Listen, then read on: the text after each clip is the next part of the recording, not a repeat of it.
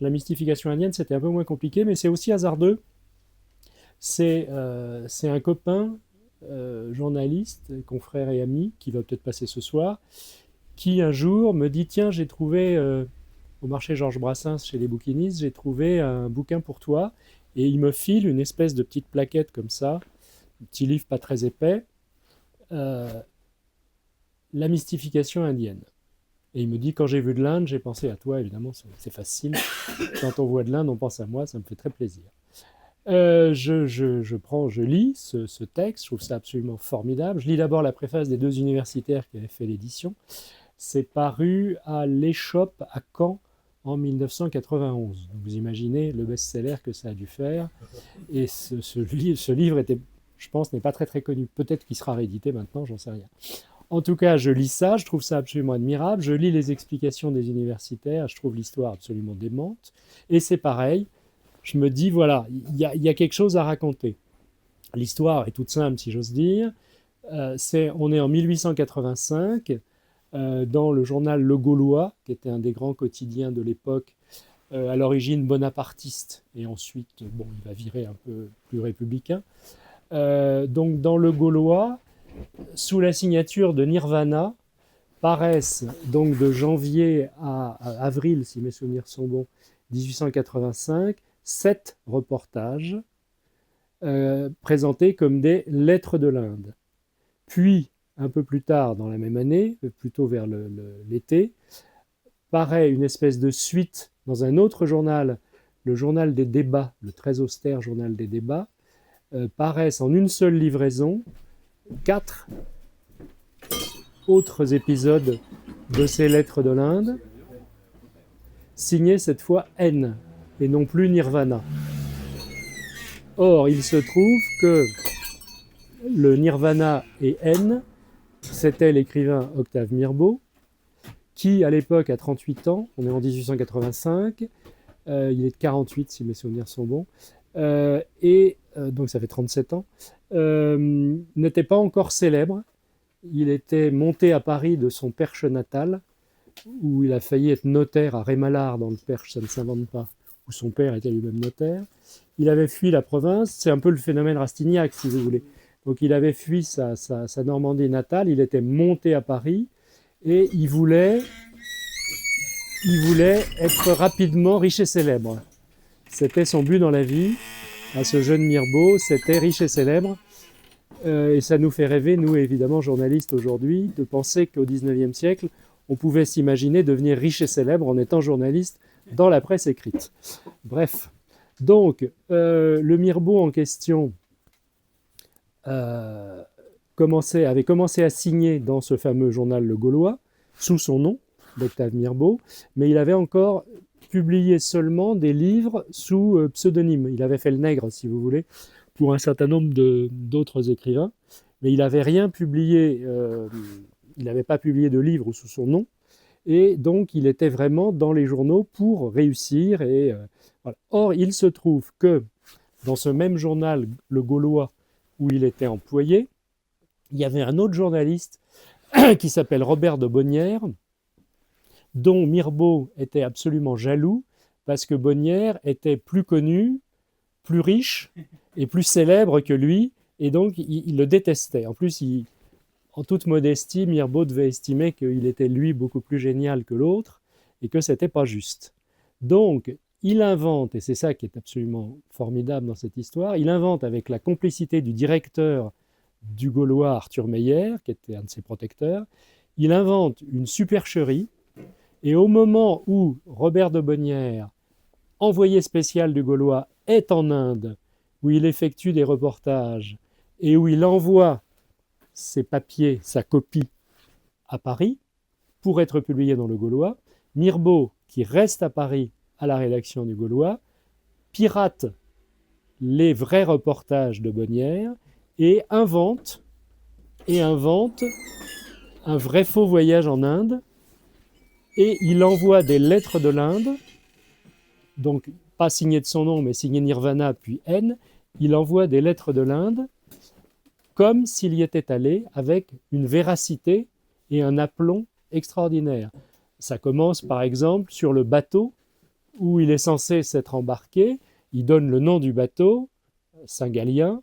C'est un bateau qui a réellement existé, j'ai fait des recherches. C'est un vrai bateau. Il raconte le bateau, il raconte le voyage, il décrit la vue qu'il a depuis son bateau, etc., etc. Et tout est comme ça dans les 11 épisodes. Tout est complètement faux, tout est inventé si vous voulez, mais primo, en pompant les vrais reportages, les vraies interviews du malheureux Robert de Bonnières, et en se documentant, parce que Mirbeau était un grand lecteur, il adorait les récits de voyage. À l'époque, il y avait pas mal de récits de voyage, notamment anglo-saxons ou allemands, et donc il va chercher tout un tas d'éléments, etc., etc. Et donc il écrit, et on publie d'abord 7, puis 4 lettres de l'Inde de Mirbeau. Donc j'avais trouvé cette histoire quand même assez gonflée, c'est le moins qu'on puisse dire. Le texte est absolument magnifique parce que pour quelqu'un qui n'est jamais allé en Inde, il raconte une Inde presque plus vraie que la vraie. Il décrit des choses. Alors après, où est-ce qu'il les a piquées, ces descriptions? J'en sais trop rien. Mais cette Inde reconstituée, si vous voulez, complètement plausible et très très belle, et d'une, alors que j'ai regardé, les textes de Bonnières sont d'une platitude absolue. Bon, c'est pas très moral cette histoire, mais quand même, tant mieux que Mirbeau ait fait ça, parce que sinon, les lecteurs de Gaulois auraient eu des trucs, mais vraiment basiques et sans aucun intérêt. Donc, Mirbeau a mis au point cette supercherie, ce système, cet épisode. Ensuite, il s'est un peu fâché avec le directeur de Gaulois, donc il est passé au journal des débats, et c'est là que ça bascule, c'est-à-dire que les 7 premiers épisodes, les 7 premières lettres de l'Inde, sont des récits de voyage, tandis que les 4 dernières se géopolitisent, j'allais dire, parce que le directeur du journal des débats s'appelait François Deloncle. À la base, il avait fait Langso, comme on disait à l'époque, et il était plus ou moins diplomate, plus ou moins travaillant pour le gouvernement français.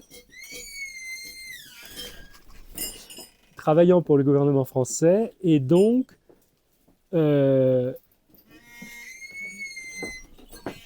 Mirbeau, d'une certaine façon, sous le pseudonyme de N, lui a servi un peu de porte-plume, d'une certaine façon. Et comme Deloncle, en tant que diplomate officieux français, était un fervent partisan des entreprises coloniales françaises et un ennemi farouche des mêmes entreprises coloniales anglaises, puisque dans toute l'Asie et en particulier en Inde, il y avait cette rivalité ancestrale entre les deux puissances coloniales, N. Mirbeau met sa plume au service d'idées, on dirait aujourd'hui colonialistes, et c'est d'autant plus rigolo que plus tard, quand il sera devenu vraiment Octave Mirbeau et quand il aura pris cette indépendance et quand il sera connu, il développera des thèses radicalement opposées, puisqu'il était plutôt antimilitariste, anticolonialiste, anticlérical, franchement pas loin d'être anarchiste. Donc c'est assez rigolo de lire ce Mirbeau qui se fait la plume d'une certaine façon, sous pseudonyme. D'abord grand reporter, vrai-faux grand reporter, et ensuite vrai-faux propagandiste d'idées qui n'étaient pas vraiment les siennes. Ça donne 11 textes, c'est assez bref évidemment, mais 11 textes assez composites, où il y a à la fois des récits de voyage, le récit de son pseudo-voyage, avec un itinéraire délirant.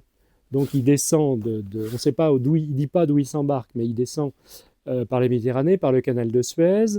Il arrive à Sri Lanka, Ceylan à l'époque, qui était un peu la porte d'entrée de l'Inde. Pas mal de voyageurs faisaient escale parce qu'il y avait des lignes directes entre le Moyen-Orient et Colombo, et Calcutta après. Donc il fait escale là. Ensuite, il aborde le continent indien par le sud, le Kerala, qui est juste en face vous le savez, de Ceylan.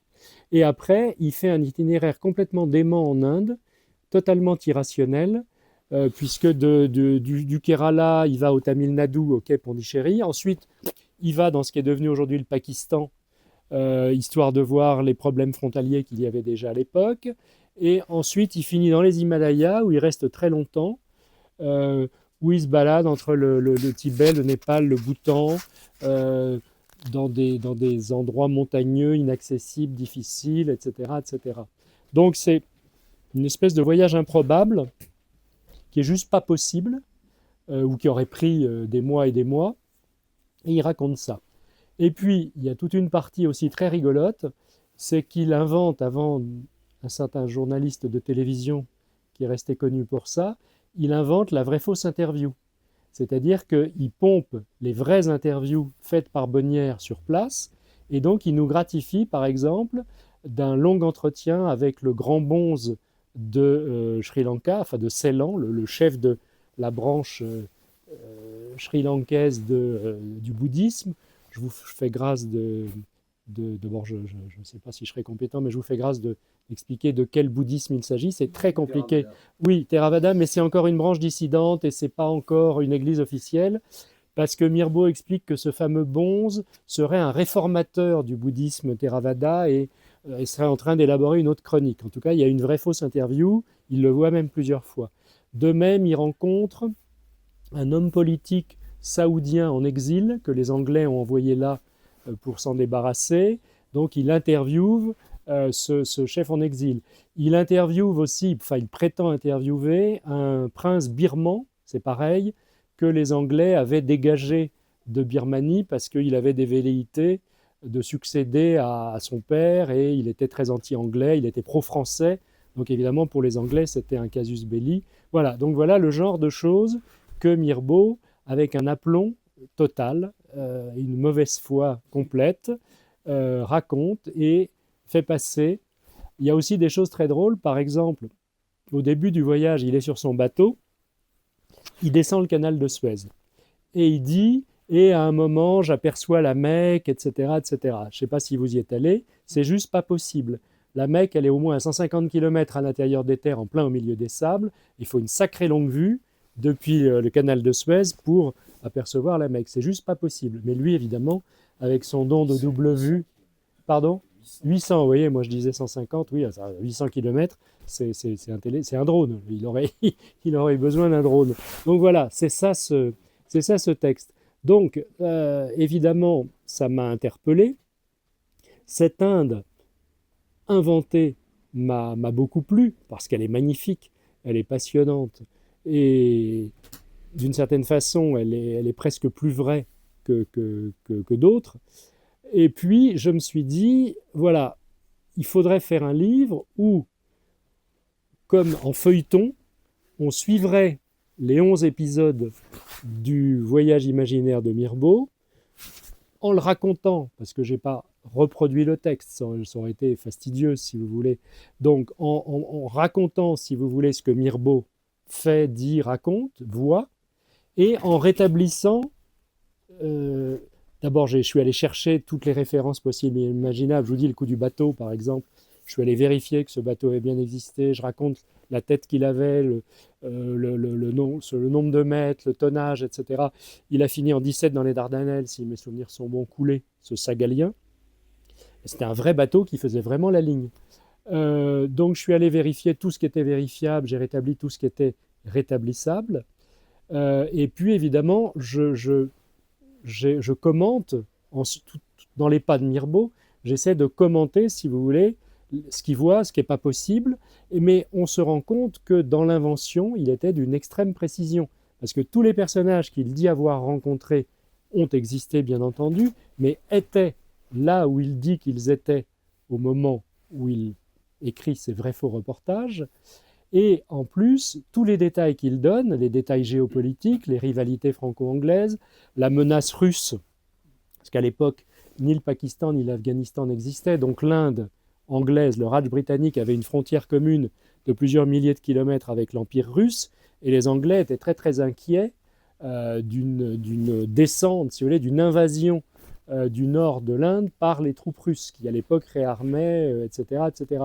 Donc tout ça traverse complètement les textes de Mirbeau et sa réflexion, et tout ça est parfaitement attesté, vérifié, sérieux, plausible et tout et tout.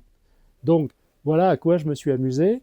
Donc ça donne un livre qui est où on suit complètement la trajectoire de Mirbeau avec le même nombre de chapitres qu'il y a de lettres de l'Inde, de pseudo-lettres de l'Inde, et avec, c'est un peu entrelardé, si vous voulez.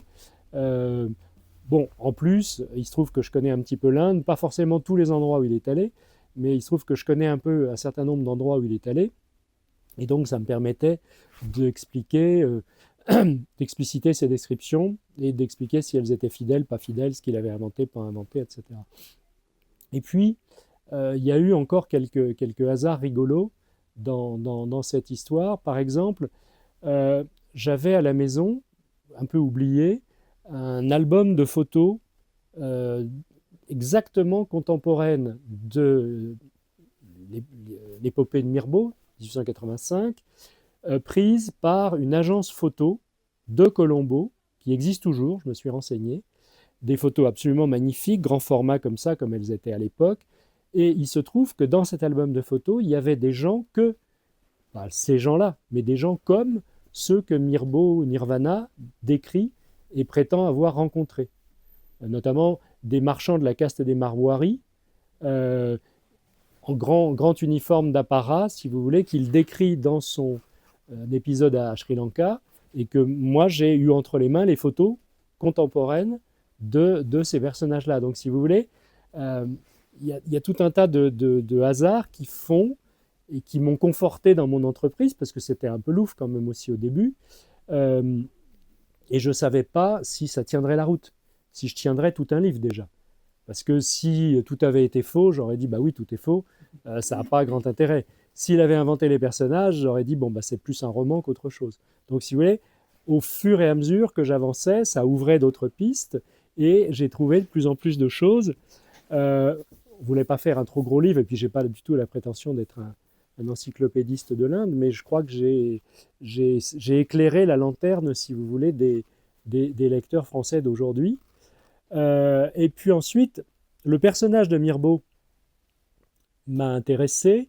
Moi, je ne connaissais pas grand-chose. Je savais qu'il a été l'auteur du journal d'une femme de chambre. Je n'ai pas lu le livre d'ailleurs, mais j'avais vu le film de Buñuel à une époque. Et je savais qu'il avait écrit Le Jardin des Supplices, qui est un truc... Oui, oui, tant mieux. Mais Mirbeau va venir dédicacer tout à l'heure. Il est un peu en retard, il s'excuse. Je savais qu'il avait écrit ces deux livres-là parce que c'était deux de ses best-sellers, mais c'était à peu près tout. Et en me documentant, j'ai découvert des trucs extraordinaires. D'abord, il a eu une vie de bâton de chaise assez rigolote.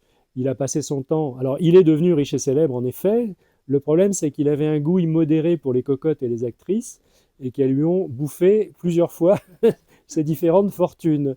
Donc, il a fallu qu'il reparte de zéro plusieurs fois parce que donc il était un peu, il avait des faiblesses pour le beau sexe. Et d'une. Ensuite, autre aspect passionnant de Mirbeau, ses engagements politiques. On en parlait tout à l'heure.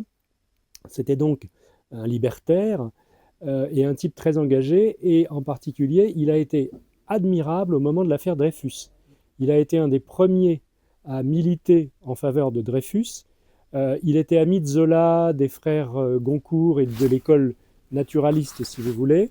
Il était très proche de Zola. Donc, Mirbeau a soutenu évidemment Zola quand il a eu ses ennuis judiciaires après la publication de J'accuse.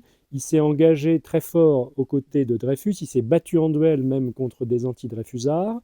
Et ce que je ne savais pas et que j'ai découvert, c'est que quand Émile Zola a été condamné à une amende assez forte à son procès après J'accuse, genre 750 francs hors de l'époque ou je ne sais trop quoi, c'est Mirbeau qui a payé l'addition, si j'ose dire, c'est Mirbeau qui a payé l'amende, et qu'après que Zola s'est exilé en Angleterre, parce qu'il lui était difficile de rester en France sans être mis en prison, Mirbeau s'est pas dégonflé et est allé le visiter plusieurs fois pour le soutenir à Londres, où il était en exil. Donc ça, je trouve que c'est plutôt chic de la part de Mirbeau. Autre sujet où il est impeccable, c'est l'art de son époque, l'art contemporain. Il avait très très bon goût. Il est devenu ami très proche de Renoir. Il est devenu ami surtout très proche de Rodin et de Monet, dont il disait que c'était ses deux dieux vivants, donc très très proche de ces gens-là. Ça veut dire qu'il les a célébrés dans des textes quand la critique officielle refusait de les exposer et les considérait comme des barbares. Donc Mirbeau a été un précurseur, si vous voulez, un peu comme Apollinaire le sera à la génération suivante pour le surréalisme, le cubisme, le dadaïsme, etc. Ça a été un peu l'Apollinaire de son temps. Il a célébré donc tous ces grands artistes que nous aimons, Vallotton aussi par exemple, il était très proche de Vallotton, et il a même acheté des tableaux à tous ces gens-là, dont certains dans la panade. Il avait acheté 2 Van Gogh quand même, au moment où Van Gogh crevait la dalle et donc avait vraiment besoin de vendre des toiles.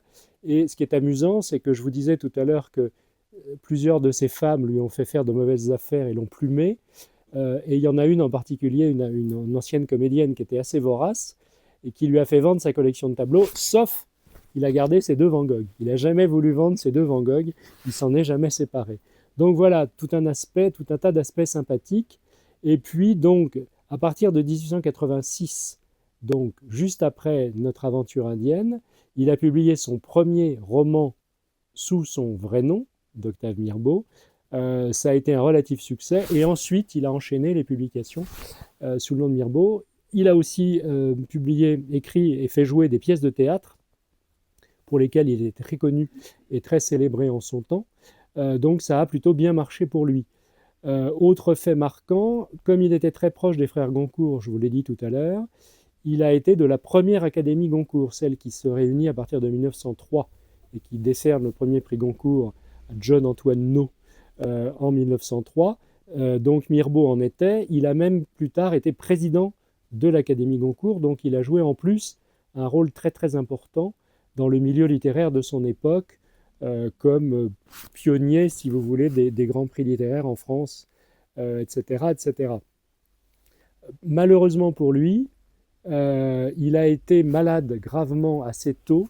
Il a eu une fin de vie assez pénible.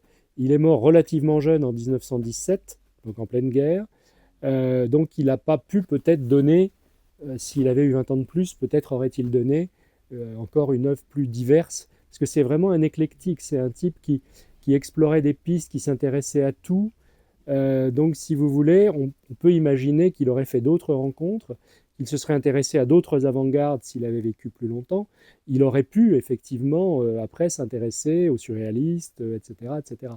Donc voilà schématiquement un peu tout ce parcours Mirbeau et pourquoi je trouvais qu'il méritait un coup de projecteur. Alors, cette partie de son œuvre, donc les Lettres de l'Inde, est totalement inconnue. Je vous ai dit qu'elles ont été publiées donc bien longtemps après sa mort, retrouvées par 2 universitaires qui sont les myrbologues, les plus grands myrbologues du monde, président de l'association des amis de Mirbeau, etc., etc. Je veux dire les cadors, que je crédite d'ailleurs à la fin du bouquin parce que c'est grâce à eux que ces textes existent.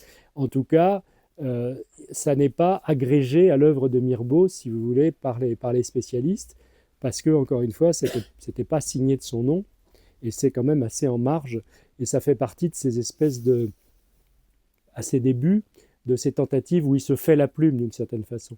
Donc il se fait la plume en publiant 5 ou 6 bouquins sous pseudonyme, romans écrits pour d'autres sous pseudonyme, et il se fait la plume en tant que journaliste en publiant donc ces fameuses Lettres de l'Inde. Ce qu'il y a de rigolo aussi, pour en finir avec ce petit panorama, c'est qu'au moment même où il publie sous pseudonyme dans le Gaulois ces articles, ces fameuses Lettres de l'Inde, il publie sous son nom d'autres articles sur l'Inde, complètement sur des sujets différents, sous le nom de Mirbeau. Donc, là aussi, c'est une espèce de, on dirait mise en abîme si on voulait faire prétentieux, mais il y a un jeu comme ça chez Mirbeau permanent, un jeu de miroir entre ce qu'il faisait vraiment, ce qu'il disait qu'il avait fait et ce qu'il écrivait. Et c'est toujours évidemment ce qui compte, c'est ce qu'il écrivait. Chez un écrivain, ce qui compte, c'est les écrits, évidemment, avant tout. Et à la limite, je dirais, si je n'avais pas écrit mon livre, c'est pas grave. C'est pas grave. La supercherie, elle tient, la mystification, elle tient. Et vive Mirbeau, si vous voulez. C'était Dumas qui disait que il s'en foutait de faire des enfants, je ne sais plus la phrase exacte, de tromper, ouais vas-y. On peut violer l'histoire si on lui fait des beaux enfants. Voilà, on peut violer l'histoire si on lui fait de beaux enfants, donc on peut violer la réalité si c'est pour inventer un univers encore plus beau que la réalité. Alors il y a des gags, par exemple, à un moment, dans les Himalayas, il décrit des rhodonnados de 12 mètres. Alors moi, je ne suis pas allé dans ce coin-là de l'Himalaya, mais le professeur, justement, je parle de la flotte, le professeur, le myrbologue avec qui j'ai échangé, lui y est allé et il m'a dit, j'ai jamais vu dans l'Himalaya des rhododendrons de 12 mètres en cette saison. Et en fait, il se trouve, ah oui, j'oubliais un autre aspect sympathique de Mirbeau, c'était un fan de jardinage. Il avait la main verte, il était fou de fleurs, de plantes, mais très sérieux. Il a écrit des livres sur les rhododendrons, sur les orchidées. C'était un grand spécialiste. Et il semblerait que le fameux rhododendron de 12 mètres, il était dans son jardin du Perche et qu'il l'a légèrement transposé dans l'Himalaya. C'est vrai que le Perche, j'ose pas dire montagneux, mais il y a des collines. Donc peut-être que les collines du Perche ont inspiré les Himalayas de Mirbeau. Vous voyez, voilà, c'est ça, moi, c'est ça qui m'a amusé. Merci beaucoup. C'est ça qui m'a amusé, c'est cet aller-retour permanent entre la réalité et la fiction et ce qu'il a écrit. Et je dois dire que j'arrivais un peu, je vous disais tout à l'heure que tous ces livres sont nés de hasard et de rencontres. Et franchement, avec ce projet, j'arrivais chez mon éditeur vraiment sur la pointe des pieds, sachant qu'on avait signé un contrat pour un autre livre que pour l'instant je n'ai pas fait, que je ferai peut-être un jour, sur un sujet pas très lointain mais plus compliqué. Et donc un jour, je me dis, bon, cette histoire à Mirbeau, quand même, elle me turlupine. Je vais aller timidement la proposer à mon éditeur. Et je me souviendrai toujours, mon attaché de presse est là, mes attachés de presse sont là au CERF, et donc on parle d'un personnage qu'elles connaissent bien, Jean-François Colosimo, mon merveilleux éditeur. J'y allais un peu sur la pointe des pieds en me disant, il va me dire, tu sais pas ce que tu veux, mon pauvre garçon, on signe un contrat pour un truc et tu me proposes autre chose. Et il m'aurait presque embrassé, il m'a dit, ah, enfin un sujet. L'autre, j'y croyais pas, je l'aurais fait pour te faire plaisir, mais celui-là, ça l'a emballé tout de suite. Et donc, non seulement c'était amusant à faire et amusant à écrire, mais franchement, j'ai été porté par la maison d'édition. Il y a une attente qui s'est créée, et je crois qu'on s'est tous bien amusés à lire ce livre. Et en plus, on a vécu, bon, elle vient de se terminer, hélas, mardi dernier, mais on a vécu ensemble une jolie aventure, c'est que ce petit livre a eu la chance de plaire aussi à pas mal de journalistes. On a une très très belle presse, de Happy Few, de gens un peu bizarroïdes, mais une très très belle presse, et encore, on en attend encore.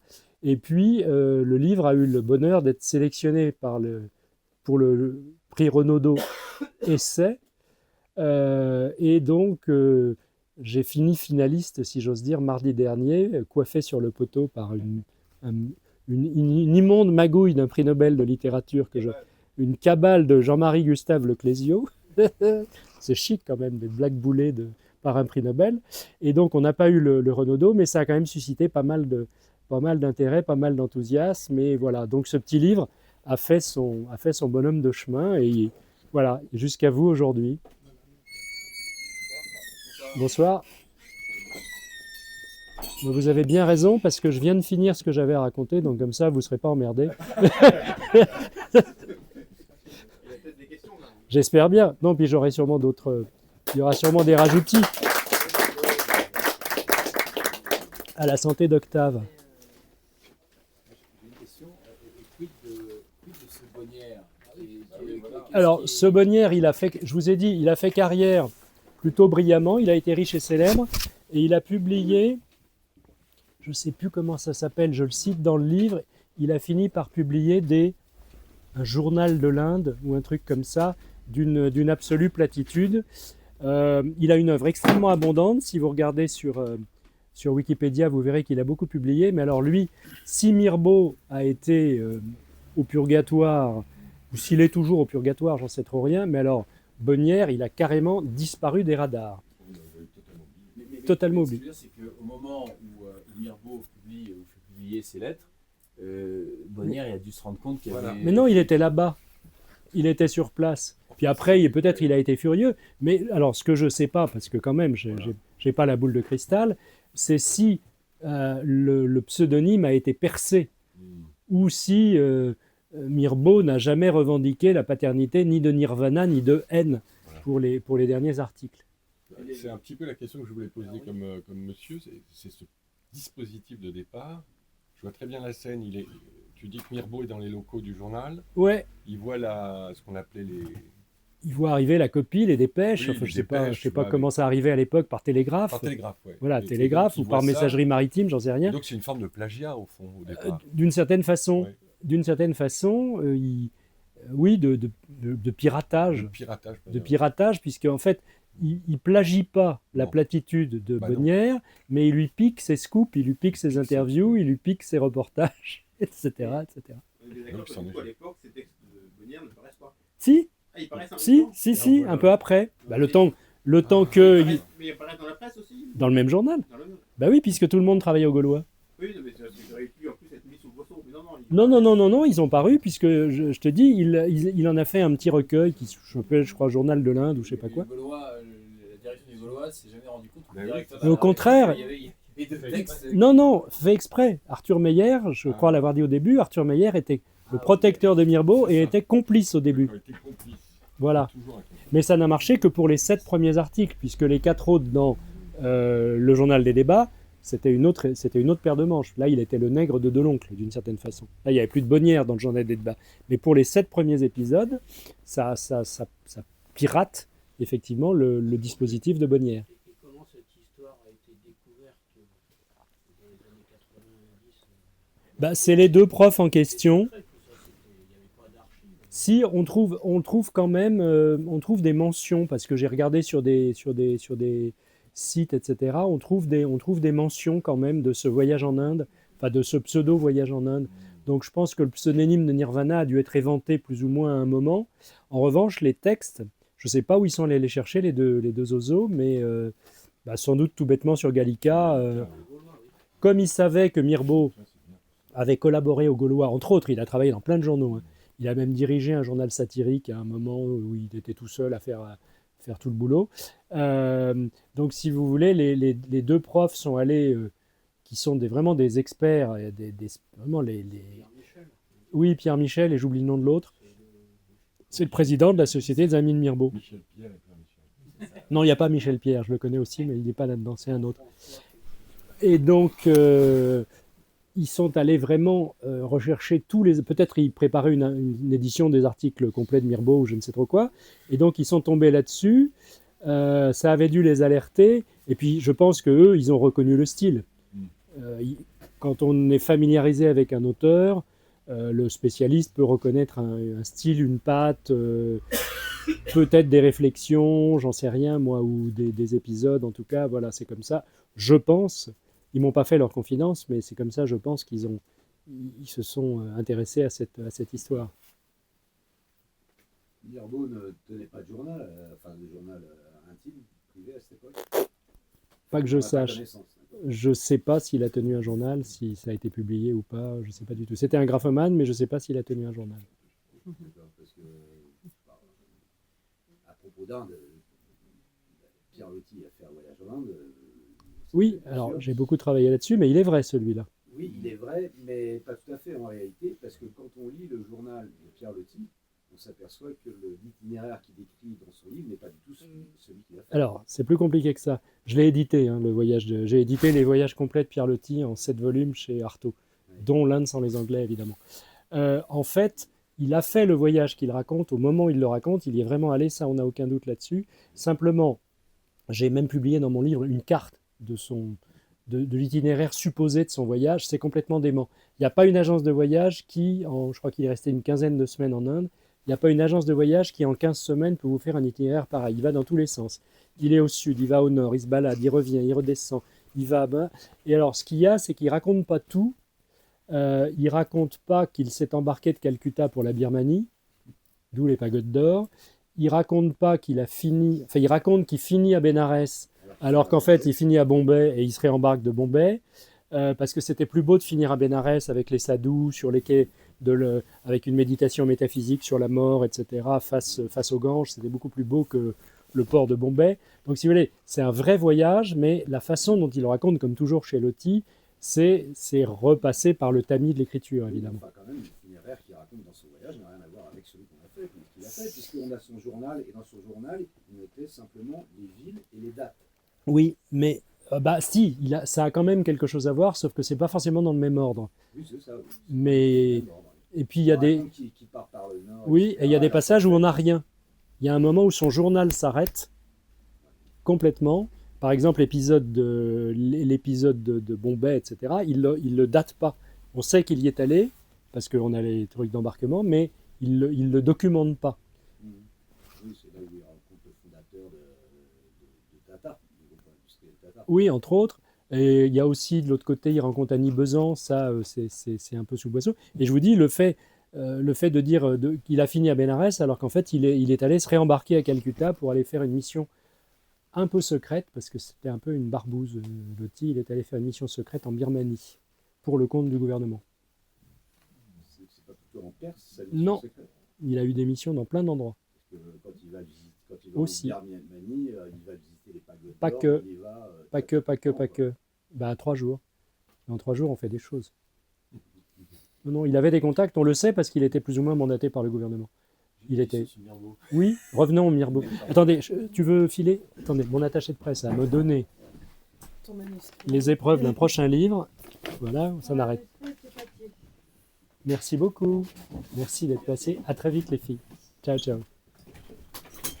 Oui, pardon. Mirbeau. Sur quel mode c'était sorti? Laissez passer les vaches. Sacré. Il va se jurer, tu juras. Sur quel mode s'est fait le récit de Mirbeau? C'est à la première personne du singulier? Bien sûr. C'est, Je suis sur le Sagalien, j'aperçois la Mecque dans le lointain, tatati tatata. Je suis Mirbeau. Ah mais je suis Mirbeau, je suis reçu en grande pompe par le grand bonze de Ceylan, bien sûr, bien sûr. C'est même heure par heure presque. Il vous raconte qu'il s'est levé à l'aube, il vous parle de l'hôtel où il est descendu à Colombo, qui est le plus grand hôtel, celui où tout le monde descend, etc., etc. Oui, bien sûr, c'est du faux vrai ou du vrai faux, mais très, très authentique. Quant au style, alors, quand il raconte un épisode, c'est un style de journal de voyage assez factuel, entrelardé de rencontres. Alors, les conversations, par exemple, elles sont questions-réponses. Hein. Elles sont vraiment transcrites comme si c'était des vraies interviews qu'il avait faites. Et sinon, de temps en temps, ça s'envole et on a des descriptions absolument délirantes, notamment, je vous le disais tout à l'heure, dans les Himalayas. Évidemment, les précipices, les montagnes, tout ça, ça le titillait. Le danger aussi. Et donc, on a des descriptions extrêmement pittoresques, si vous voulez, et très belles et parfois très poétiques des paysages qu'il est censé avoir traversés. Et est-ce qu'il cite des gens connus de l'Inde, enfin des Indiens connus, avec lesquels il aurait eu des conversations et qui se retrouvent dans le Gaulois Oui. cités donc, Enfin, indiens ou hôtes des Indiens, mais je vous dis, il y a le grand bonze de Ceylan, qui était vraiment le grand bonze de Ceylan. L'espèce d'agitateur soudanais en exil, il a vraiment existé, il était vraiment en exil à l'époque à Ceylan, exilé par les Anglais. Et le prince birman aussi, qui a fini sa vie dans le Tamil Nadu à Velour. Donc le prince birman, exilé par les Anglais luxueusement, il était bien traité, etc. Tout ça est parfaitement authentique. Et si tant est que ces gens aient lu le gaulois, ils auraient pu se reconnaître, en effet.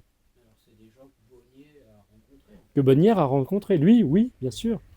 Mêmes hôtels, mêmes interviews, etc. Alors, j'ai pas poussé le vis jusqu'à comparer les interviews de l'un et de l'autre, parce que j'ai juste jeté un œil à quelques lignes du texte de Bonnière, parce que ça sortait quand même un peu de mon sujet. J'allais pas faire une édition comparée mais il y aurait un sujet, ça serait assez marrant. Mais c'est un sujet plutôt pour les deux profs là, d'aller comparer. Oui, Michel et Michel. J'en ai eu qu'un par mail, qui était très inquiet.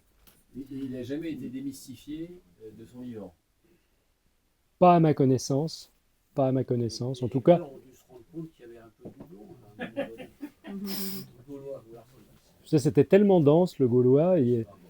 Alors, ce qui m'a amusé aussi, et ça, je l'avais fait dans un livre précédent, qui est celui-là d'ailleurs, qui va reparaître en poche, parce que l'année prochaine, c'est le 50e. On commémore les 50 ans de la mort de Malraux. Et j'ai pas mal travaillé sur Malraux, et j'avais publié au Cerf, il y a quelques années, un Malraux et la reine de Saba. C'était encore une aventure louf. Un vrai voyage, mais assez louf, ça aussi. Et donc, on va le rééditer en poche. Et j'avais eu l'idée, pour parler de cette aventure, de remonter aux textes publiés dans les journaux, c'est-à-dire d'aller voir, de me faire des facsimilés des journaux de l'époque. Malraux, c'était l'Intransigeant en 1934. Mirbeau, c'était donc le journal Le Gaulois et ensuite le journal Les Débats. Donc, je me suis fait sortir des facsimilés, des photocopies des journaux où les articles sont parus. Et c'est très instructif parce qu'on voit la place, quand on est journaliste, on sait ça. On sait très bien que la place dans un journal qui est accordée à un article est un peu l'indice de l'importance qu'on lui accorde et du statut éventuel de l'auteur. Alors là, c'était sous pseudo. Tandis que les articles, il y avait des articles signés Mirbeau, je vous l'ai dit. Mais c'était marrant de voir où étaient placées les fameuses lettres de l'Inde dans les deux journaux. Et alors, il y a des livraisons où il avait un morceau de l'article en page 1 et après en page 2. C'était des journaux typo très denses, il n'y avait pas d'illustration. C'est vraiment que de la typo au plomb, c'est très gris et c'est très serré. Et puis, il n'y a pas, comme on dirait aujourd'hui, de hiérarchisation de l'actualité, c'est tout mélangé. C'est-à-dire que les lettres de l'Inde peuvent se trouver coincées entre le récit du bal de la comtesse Greffule et l'invasion du Tonkin, ou je ne sais trop quoi. C'est tout cul par-dessus tête. Mais en revanche, la place accordée, et le format même, le nombre de colonnes accordées par le journal aux lettres de l'Inde est un indice important. Et c'est comme ça que j'ai découvert que les 4 dernières lettres, donc celles parues sous le pseudonyme de N dans le journal des débats, ont été publiées en même temps, en batterie, en rafale. Et je n'ai pas l'explication. J'avance des hypothèses dans le livre, je dis soit Mirbeau en avait marre, soit Deloncle voulait à tout prix que ça fasse masse, soit il s'est passé quelque chose, mais en tout cas, voilà. Autant les 7 premières dans le Gaulois sont distillées sur une période de temps assez longue, autant les 4 dernières lettres se télescopent très rapidement dans le journal des débats. Pas dans le même numéro, tu veux dire, plusieurs livraisons. Je crois me souvenir que c'est dans 2 numéros. C'est ça, ah oui, ça va. Ouais. Il y en a 3 d'un coup dans le même, ou 2 et 2, je ne sais plus. Je crois que c'est du 28 juin au 1er juillet, il y a 2 livraisons, les 4 lettres sont là-dedans. Tandis que les autres, elles s'étalent de février jusqu'à juin.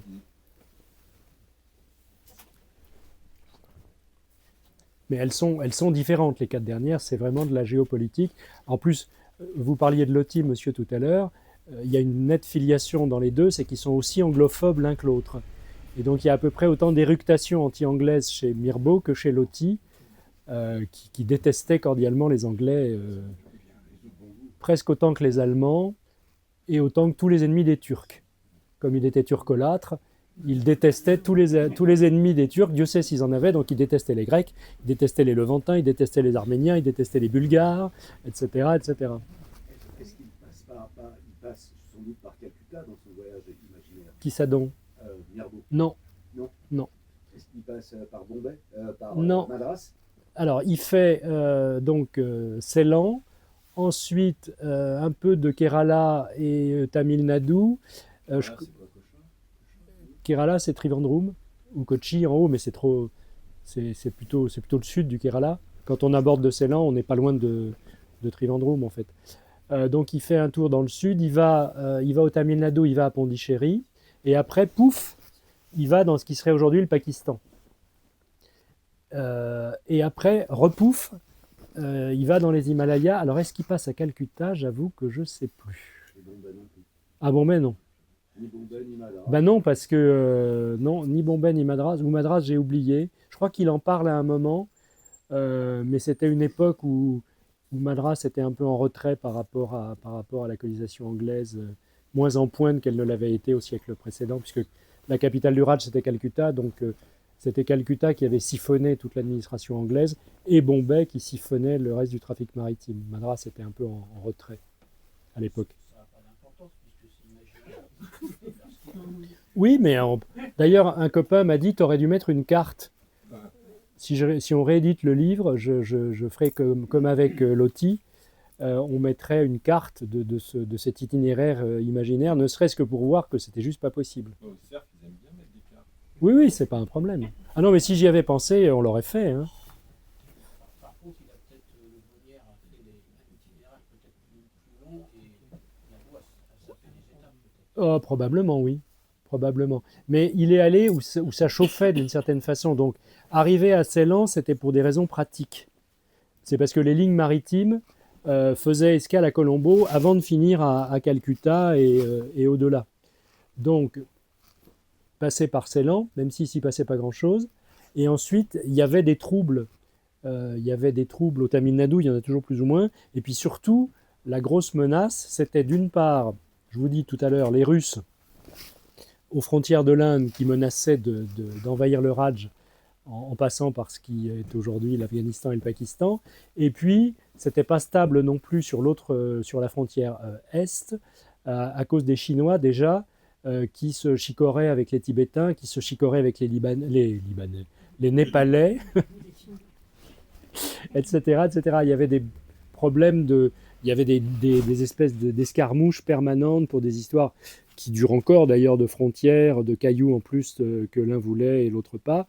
Et selon les moments, c'était le Népal qui était plus puissant que le Tibet, ou le Tibet plus puissant que le Népal.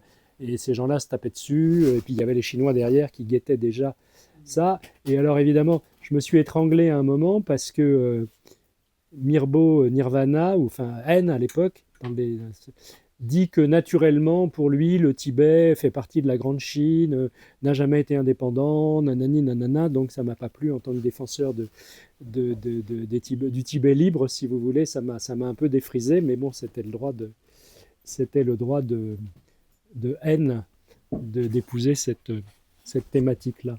Vous voyez, ça, les sujets, c'est pas ça qui manque, y compris les sujets encore aujourd'hui géopolitiques sur cette zone si on s'y intéresse.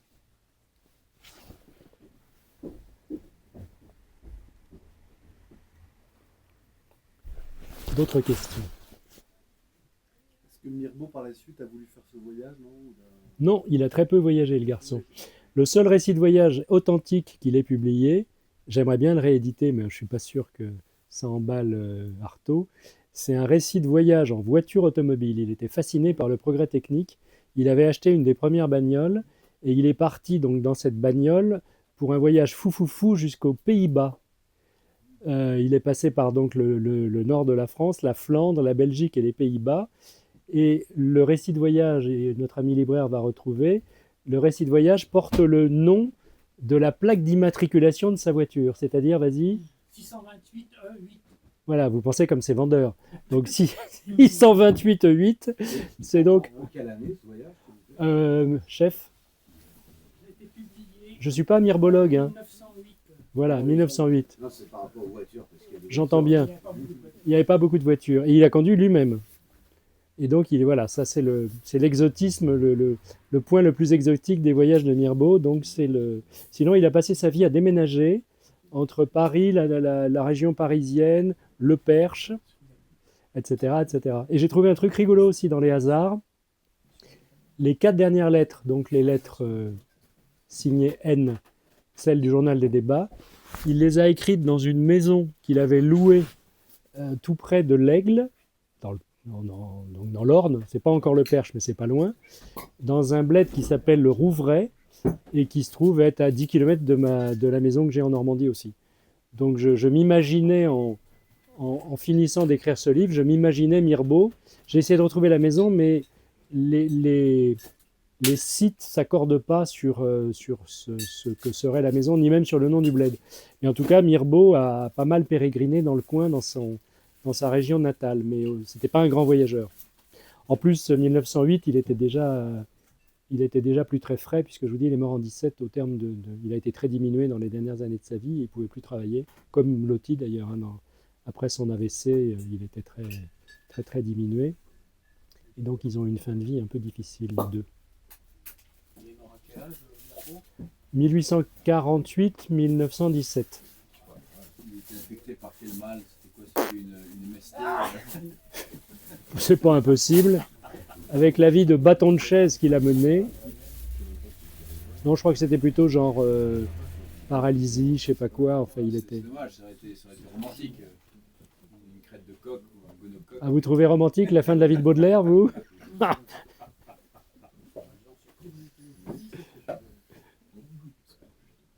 Les enfants, il y a des enfants. Pas d'enfants. Pas de veuve chiant. Si. Si, parce qu'il a. Alors, je crois qu'il ne s'est marié qu'une fois, mais il a eu pas mal d'épouses importantes. Si, elle a tout vendu, etc. Il y a eu des maisons. Je sais plus.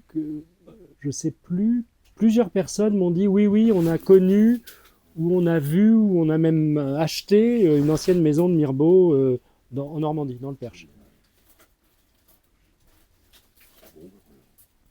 Mais j'ai pas retrouvé le manuscrit des lettres de l'Inde. Les myrbologues sont pas dit. On les garde, on les... Ah bah les myrbologues. On disait qu'ils avaient l'air inquiets. Parce que l'un des deux, là, Pierre Michel, a contacté la maison d'édition, mon attaché de presse, par mail. Et donc j'ai reçu des mails cordiaux au début qui me donnaient du cher collègue. Ouais. Parce que j'ai été prof pendant 6 ans dans ma jeunesse, donc pour eux, voilà, ça les rassurait qu'un ancien prof, plutôt qu'un saltimbanque, se mêle de Mirbeau. Les universitaires, je ne sais pas s'il y en a dans la salle, mais les universitaires, ils ont souvent la trouille que des iconoclastes marchent sur leur plate-bande. Et ils sont très confiscateurs des écrivains. Les Malrussiens, c'est Malraux, les Gidiens, c'est Gide, etc. Ils n'aiment pas beaucoup qu'on aille... surtout qu'on publie des inédits nés à leur barbe, ça ne leur plaît pas du tout. Il y a les conservateurs des musées aussi, n'est-ce pas, qui sont du même tonneau, qui ont vraiment leur domaine de compétences et qui n'aiment pas qu'on s'y aventure, mais je peux les comprendre. Hein. Je ferais pareil si on marchait. Qu'est-ce qu'ils ont pensé du livre? Eh ben, j'en sais rien, parce que j'ai plus eu de contact depuis le livre. Parce que ils ont commencé, le gars en question, le premier mail qu'il m'a envoyé, c'était quasiment pour nous engueuler en disant « Oui, il y a déjà des articles sur un livre qui n'est pas paru. » Donc il a fallu qu'on lui explique que les mensuels paraissaient à un rythme différent de la presse quotidienne ou hebdomadaire, et qu'en particulier le journal où travaille, Livre Hebdo, qui comme son nom l'indique est mensuel, fait des recensions des livres avant leur mise en vente en librairie. C'est le principe. Donc, si vous voulez, il avait peur qu'on lui ait caché l'existence du livre, etc., etc. Donc, j'ai eu un certain nombre d'échanges par mail avec lui. Et je lui disais, mais non, vous inquiétez pas, votre édition est créditée dans le bouquin, etc., etc. Et depuis que... Donc, il m'avait dit qu'il y aurait une recension du bouquin dans le bulletin des Amis de Mirbeau, que je n'ai pas, que je ne possède pas, je ne sais pas à quel rythme ça paraît. Et donc, j'ai plus de nouvelles depuis. Donc soit il a détesté, soit je ne sais pas, j'aurais peut-être un numéro spécial du bulletin des Amis de Mirbeau, ça va faire grimper les ventes. C'est en renéotypie. Ou tous les 10 ans peut-être. Enfin en tout cas voilà, je n'ai plus de nouvelles de... Peut-être il s'est étranglé. Il s'est étranglé en lisant mes sottises. Je m'attendais à recevoir un mail de 4 pages avec des... À la page 22, vous dites ça, c'est pas vrai, etc. Vous avez tout faux, mon pauvre ami. Et alors, il y a un truc qui a dû leur déplaire, c'est que j'annonce à la fin du bouquin, là où je remercie très sport les deux, j'annonce que je prépare une nouvelle édition des Lettres de l'Inde, ce qui est vrai, chez Artaud. Mais mon problème, on en a parlé avec Alexis, mon problème, c'est que les Lettres de l'Inde, c'est trop petit à soi seul pour faire un volume. Parce que dans l'édition des deux profs, il y a autant de notes que de textes de Mirbeau. Donc, il y a peut-être, je sais pas, ça fait peut-être 40 ou 50 pages, et je ne peux pas faire un classique Artaud avec 40 ou 50 pages. Donc, on est en train de réfléchir à ajouter à Mirbeau d'autres fous furieux du même genre, qui auraient inventé des voyages imaginaires. Si c'était sur l'Inde, ça serait formidable, on va peut-être y arriver. Si c'est avec d'autres pays, c'est pas impossible non plus, mais on va peut-être faire une espèce de volume de supercherie littéraire, de vrais faux voyages. Le voyage à Java de Balzac. Oui, alors bon, peut-être Ça, c'est 50 ans plus tôt. pas remonter aussi loin, mais oui, il y en a plein. Si vous voulez aller par là... Il y a le fameux comment dire, skipper là, qui a inventé une circumnavigation autour du monde. Mais il est contemporain? Oui, Je préférais les plus vieux. Non, mais on pourrait remonter au voyage de Paris à Jérusalem, qui est un tissu de conneries, ou aux Mémoires d'Outre-Tombe, ou je ne sais pas quoi. Mais bon, on va peut-être pas aller jusque-là. Et puis, ou le voyage en Orient de Nerval aussi, qui est largement fictionné, mais c'est déjà tellement publié, c'est déjà tellement connu, ça m'amuse pas. Non, on est sur la piste. Comment il s'appelle, Alexis? Ce fou furieux là, Maurice Magre, Ah, Maurice Magre. qui était un de tes... Oui, c'était un fou furieux, celui. Donc on va peut-être mélanger Maurice Magre et son voyage en Inde avec... ça pourrait faire un volume assez rigolo de supercherie. Enfin bon, c'est dans les tuyaux. C'est pas fait, mais il faut que je m'en occupe. Vous voyez, c'est pas les projets qui manquent. Ce genre d'hurluberlu, moi j'aime bien. C'est le cueil. Voilà. Donc à votre disposition. Merci.